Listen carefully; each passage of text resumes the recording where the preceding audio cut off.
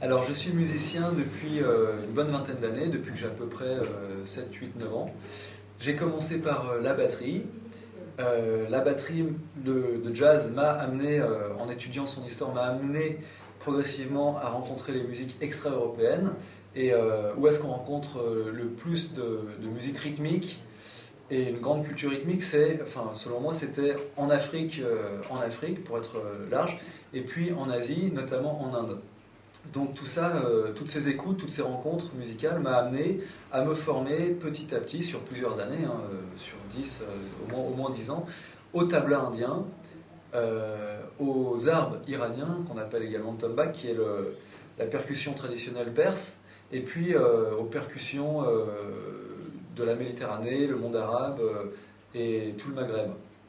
Donc, parallèlement à cet apprentissage instrumental, donc j'étais au conservatoire, là j'ai eu un prix de percussion contemporaine, classique, et puis j'étais aussi à la fac où j'ai suivi un cursus d'ethnomusicologie. Donc là j'ai vraiment pu approfondir les musiques extra-européennes, et puis voilà, c'est par ce biais-là que j'ai rencontré l'Éthiopie, que j'ai pu m'intégrer à un programme de recherche sur l'Éthiopie, et puis c'est également par ce biais-là que j'ai pu faire de nombreux voyages en Inde, au Pakistan, en Iran et au Yémen, pour y enregistrer dans un premier temps et y rencontrer les musiciens et les musiques de ces pays, et dans un deuxième temps, également pour y monter un groupe, le groupe avec lequel je tourne aujourd'hui, qui s'appelle Badila, qui veut dire en dialecte du nord de l'Inde, dans le désert du Thar au Rajasthan, Badila veut dire l'amoureux à fière allure. Et donc voilà, c'est un spectacle qu'on a monté avec différents musiciens de ces contrées. Il y a un musicien du Rajasthan, donc, qui vient du désert de Thar, à Jaisalmer, qui est chanteur, qui est un instrumentiste et un chanteur virtuose absolument incroyable, Mamekan Manganiar. Il y a deux musiciens iraniens, un qui vient du nord de l'Iran, de la mer Caspienne, et l'autre qui est kurde iranien. Il y a une danseuse également kurde, qui est danseuse soufie, donc qui utilise la danse giratoire, la danse de tour, comme moyen en fait d'accès au divin. C'est des danses mystiques. Et puis nous sommes deux percussionnistes, voilà, donc c'est Badila, et c'est un ensemble qui tourne à la fois en Europe et également dans le monde entier. Alors en fait, j'ai eu la chance, dans le cadre de mes études d'ethnomusicologie, d'intégrer un groupe de recherche piloté par le CNRS qui proposait en fait de faire une collecte du patrimoine immatériel, intangible de l'Éthiopie. Donc on a constitué une équipe autour d'un directeur de recherche qui est Olivier Tourny. Et l'équipe constituée, on est chacun parti sur un terrain qui nous intéressait. On a eu le choix de nos terrains. Moi, je me suis rendu donc dans la vallée de l'Omo. Il y avait un de mes collègues et amis, Thierry Fournel, qui a également participé en tant qu'ethnomusicologue à cette collecte des musiques éthiopiennes. Il m'avait déjà parlé, parce qu'il avait fait 2 ou 3 voyages dans cette région, il m'avait beaucoup parlé de la vallée de l'Omo. Il m'avait dit, vas-y, il y a beaucoup de choses à faire, il n'y a encore rien qui a été fait, c'est un territoire complètement vierge, rien n'a jamais été étudié, collecté dans ces territoires qui se composent en fait d'une multitude d'ethnies qui cohabitent les unes à côté des autres, dont les cultures s'interpénètrent, il y a beaucoup d'échanges, des échanges dans les deux sens, des échanges de balles, puisqu'ils sont constamment en guerre les uns avec les autres, mais également aussi des échanges commerciaux, puisqu'ils se retrouvent sur les grands marchés de la région, et là ils ont l'occasion d'échanger des biens, de consommation du quotidien. Voilà, donc j'ai intégré cette équipe, et puis en 2003, je suis parti donc pour la première fois dans la vallée de l'Omo, donc je suis arrivé à Addis Abeba, la capitale de l'Éthiopie. Et là, en faisant toutes les formalités nécessaires, parce que ce sont des régions en fait très difficiles d'accès, on peut se rendre aujourd'hui facilement dans la vallée de l'Omo, mais il est toujours très difficile d'atteindre certaines tribus, notamment les tribus qui se trouvent au-delà de l'Omo, qui est donc le fleuve qui a donné son nom à cette région. Donc une fois à Addis Abeba, je commence les démarches administratives pour pouvoir me rendre dans ces territoires.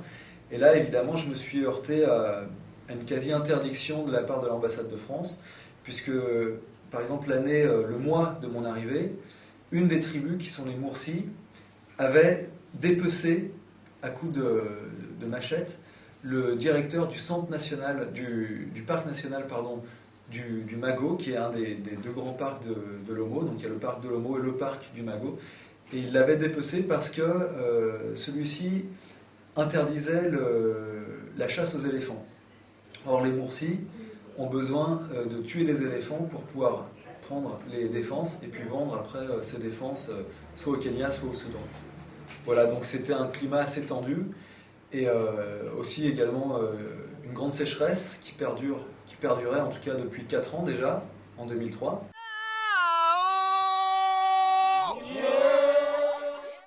Alors dans la vallée de l'Omo, on rencontre une multitude de peuples qui cohabitent les uns à côté des autres. Il y a à peu près 14 ethnies principales donc qui sont concentrées sur ces territoires. On rencontre à la fois des agriculteurs de montagne, puisque une partie de l'Omo, la haute vallée de l'Omo, est constituée de zones montagneuses, tropicales. Et donc les gens qui habitent ces montagnes sont essentiellement agriculteurs. Donc ils cultivent le maïs, ils cultivent le teff également, qui est la céréale principale en Éthiopie, celle avec laquelle on prépare la nourriture de base qui est l'injera. Et dans la basse vallée de l'Omo, là ça n'a rien à voir.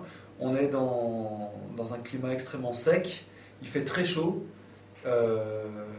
et les gens qui habitent ces zones-là sont essentiellement des nomades qui sont éleveurs de bétail.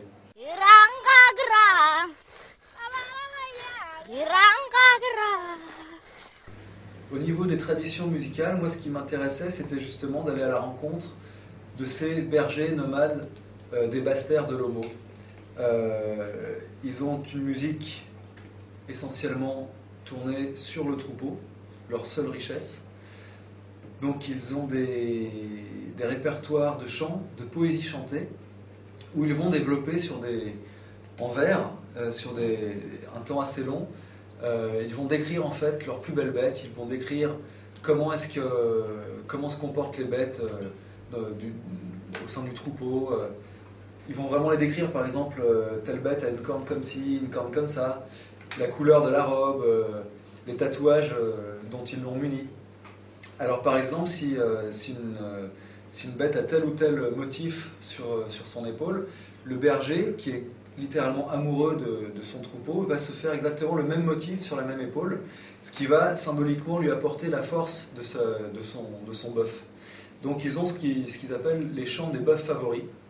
Et ce sont des chants qu'ils chantent le soir au coin du feu, en pleine nuit.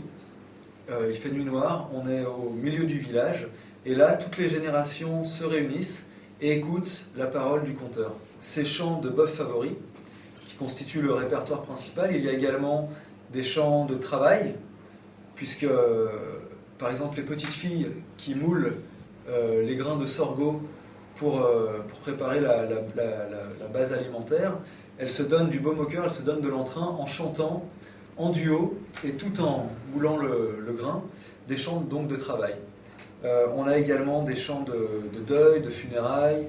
En fait, chaque circonstance de la vie est ponctuée par un répertoire de musique en particulier. On a également, moi j'ai également assisté à des chants de trance, cérémonies de trance, où là, les vieilles femmes, les femmes d'une certaine génération, puisqu'en fait chaque génération est découpée, et les gens d'une même génération restent entre eux. Par exemple, moi quand je suis arrivé, ils ont tenu absolument à m'intégrer à la tribu. Ça c'est chez les Nyangatom, une tribu qui s'appelle les Nyangatom, et donc il y a eu une cérémonie pour me permettre d'être dans une génération, une classe générationnelle, et donc je fais partie aujourd'hui de la classe des autruches. Mon prédécesseur sur le terrain, qui était un anthropologue français du nom de Serge Tornet, qui était directeur de recherche au Musée de l'Homme, lui il fait partie de la génération des éléphants.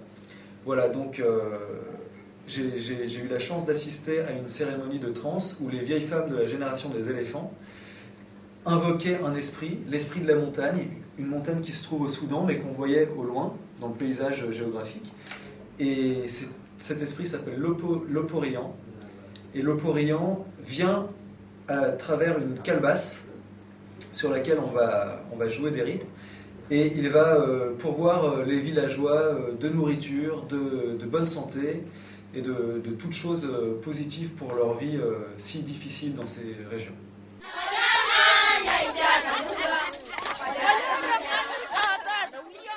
Alors, en lui-même, tout ce séjour de plusieurs mois dans ces régions a été une joie immense. Et d'ailleurs, j'ai jamais ressenti au fil de ma vie ce que j'ai ressenti avec ces gens-là. C'était tellement en décalage par rapport à ce que je suis moi, par rapport à où je vis, par rapport à comment j'ai été construit. Donc ça reste quand même un moment extrêmement fort dans ma vie. Un moment de joie, je dirais les chants nocturnes des jeunes, la jeune génération qui se retrouve le soir un peu en marge du village, qui se retrouvent uniquement entre eux, des jeunes adolescents, et qui là, toute la nuit, autour d'un immense feu,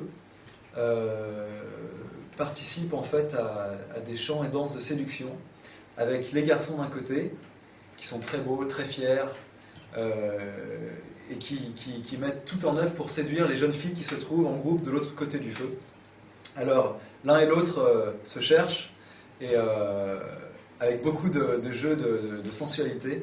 Ils sont vraiment très très beaux, c'est vraiment incroyable à voir. Les garçons avancent avec leurs longs bâtons de berger, et tout en chantant et en dansant, en imitant également les bœufs, en imitant le chant, ce qu'ils appellent le chant des bœufs. Donc ils mugissent exactement comme leurs bœufs. Et ensuite ils retournent à leur place, et là c'est les jeunes filles qui arrivent et qui mettent en avant tous leurs attributs féminins et extrêmement sensuels, puisque ces jeunes filles sont nues jusqu'à la taille, et puis ensuite elles ont une peau de chèvre en guise de robe. Et voilà, donc ce sont comme ça des alternances de séduction homme et masculine et féminine qui se déroulent durant toute la nuit, et chacun rentre chez soi après au petit matin, et si des couples se forment, ce qui arrive régulièrement, dans la plus grande discrétion, là le jeune couple part un peu en marge du village, ils vont vers le fleuve, et voilà. Voilà.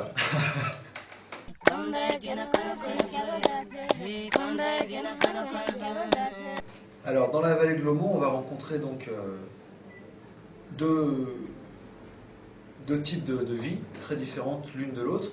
La vie agricole avec les sédentaires des montagnes, et puis la vie nomade avec les bergers guerriers des basses terres.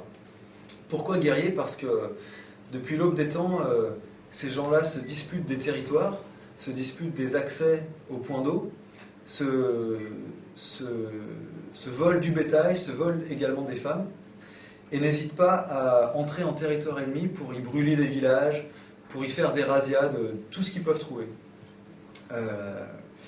Donc moi j'étais surtout chez ces gens-là qui sont donc très agressifs, parce qu'ils entretiennent des comportements agressifs et guerriers. Ce sont des gens, donc pour vous les décrire un petit peu brièvement, physiquement, ils sont donc quasiment nus. Il fait très chaud aussi, hein, il faut le dire. Et puis, ils ont comme attribut des kalachnikovs qu'ils vont chercher au Soudan, en fait. Et ce sont des kalachnikovs qui proviennent des conflits ethniques du Sud-Soudan. Et alors, j'ai pu aller avec eux jusqu'à la frontière du Soudan. Et là, ils se munissent de bétail, ils vont échanger le bétail contre des munitions. Et tout ce qui est au-delà de leur territoire est considéré comme terre ennemie. Donc, une de mes frères, justement, ça a été de parcourir des dizaines de kilomètres pour suivre la transhumance, pour suivre le troupeau avec ses bergers, kalachnikov sur l'épaule, et en ayant toujours la peur au ventre d'une attaque d'un ennemi. Par exemple, les Nyangatom, chez qui j'ai passé le plus de temps, attendaient des représailles des Turkana du Kenya. Les Turkana, qui sont un peu les frères ennemis des Nyangatom, viennent du Kenya pour se venger en fait d'attaques passées. Lors de mon deuxième voyage en 2006, j'étais chez les Sourma qui attendaient eux des représailles des Nyangatom qui se trouve un petit peu plus au sud du territoire Surma. Et les Surma avaient tué à peu près 40 Nyangatoms un mois avant que je sois parmi eux.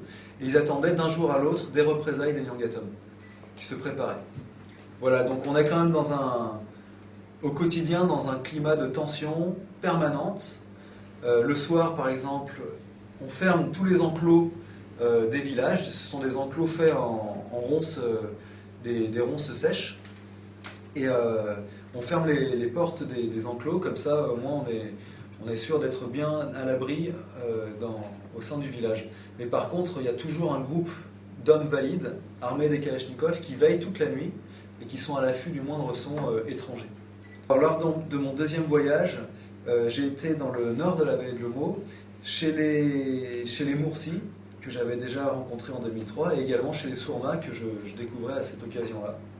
Donc, ce sont également donc, des bergers semi-nomades, également guerriers, et qui ont, à quelques détails près, la même culture que les Nyangatoms chez qui j'étais précédemment.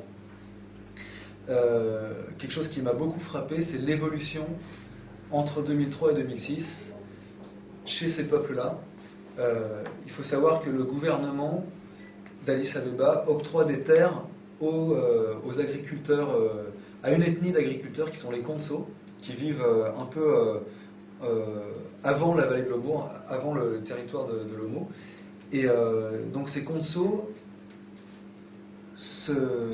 immigrent en fait grâce aux aides du gouvernement qui leur octroie des terres pour y cultiver des céréales. Et les Konso arrivent avec leur culture, avec leur musique, et ça crée énormément de problèmes au niveau des nomades, par exemple Surma ou Moursi, qui considèrent qu'on leur vole leurs terres, qu'on les dépossède de leurs terres. Et donc par exemple les Konso ouvrent des bars dans certains chefs-lieux qui auparavant il n'y avait rien. Aujourd'hui ils ont installé des groupes électrogènes où la musique addissoise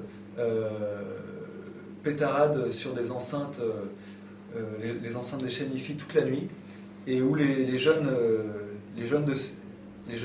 Surma, par exemple, de ces villages, viennent et arrivent à échanger contre quelques bires, donc la monnaie éthiopienne.